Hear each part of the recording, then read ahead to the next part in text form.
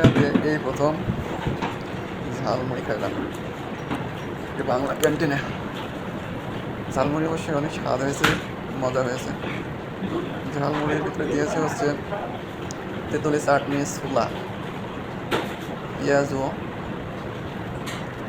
গরুর গোশের ঝোল, শশা, মুড়ি, বিট লবণ, সরিষার তেল, এই দিয়ে দেখলাম মাখাইলাম, যা খুব মজা হয়েছে। আপনারা খাইতে হইলে বকিজলে চলে আসুন। যাই হোক,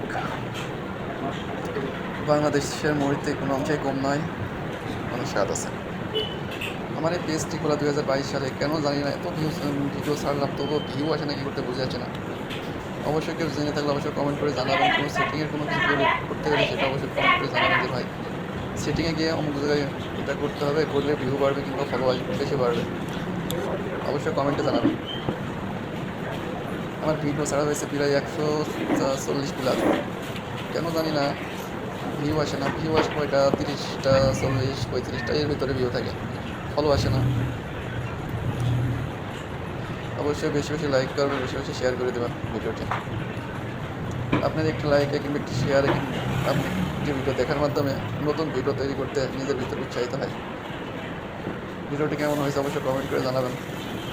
আর কেউ যদি জেনে থাকেন যে কীভাবে সেটিংয়ে কী করলে ভিউ বাড়বে, অবশ্যই কমেন্টে জানাবেন। বাই বাই, ভালো থাকবেন।